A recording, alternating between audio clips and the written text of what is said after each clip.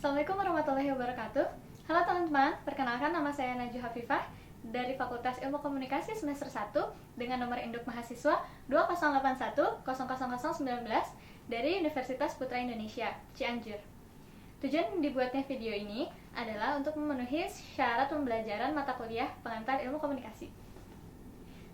Jadi teman-teman, di video kali ini kita akan membahas tentang encoding dan decoding dalam komunikasi. Stay tuned, check this out.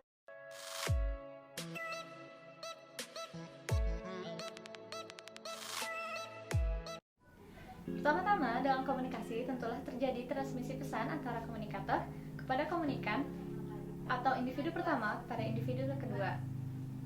Encoding sendiri merupakan proses penyampaian pesan yang dilakukan oleh individu tersendiri dari otak kepada mulut dan ditransmisikan melalui suara.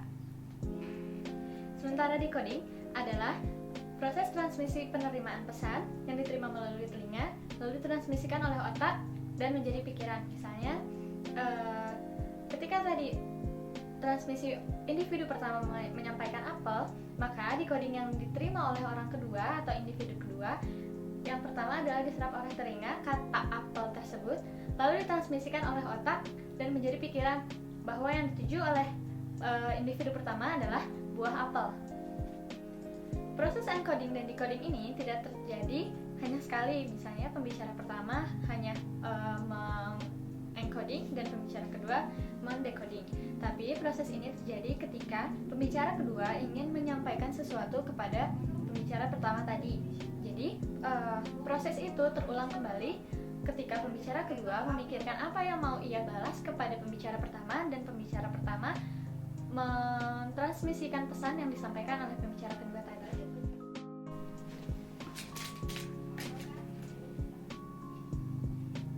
A few moments later. 2,000 years later. Few inches later. Jika diilustrasikan, proses encoding dan decoding akan menjadi seperti ini. Pikiran mentransmisikan suatu benda atau suatu kata kepada otak, lalu oleh otak disampaikan kepada mulut dan keluarlah melalui suara. Ini adalah contoh komunikator atau pembicara. Lalu nanti si pendengar atau komunikan akan menerima pesan yang disampaikan melalui telinga, lalu disampaikan oleh saraf yang ada pada tubuhnya dan diartikan oleh otak.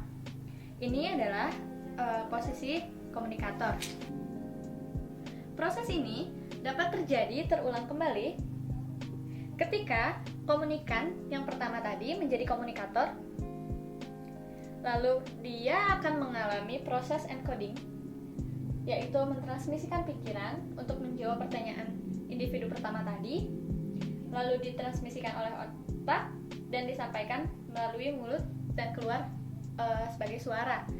Lalu pembicara yang pertama tadi atau komunikator yang pertama tadi akan menjadi komunikan dengan menerima pesan yang disampaikan oleh pembicara kedua melalui telinga, mentransmisikannya lewat saraf, lalu mengartikan oleh otak.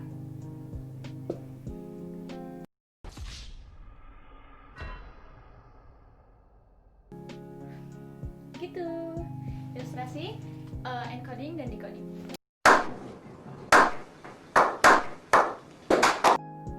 Jadi teman-teman, sekian video tentang encoding dan decoding kali ini.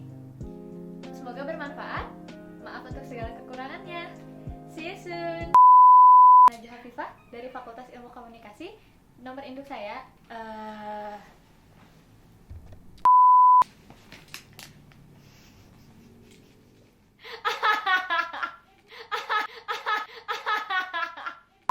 dulu ya. Lu ngapain ngalangin gua? So, get ready.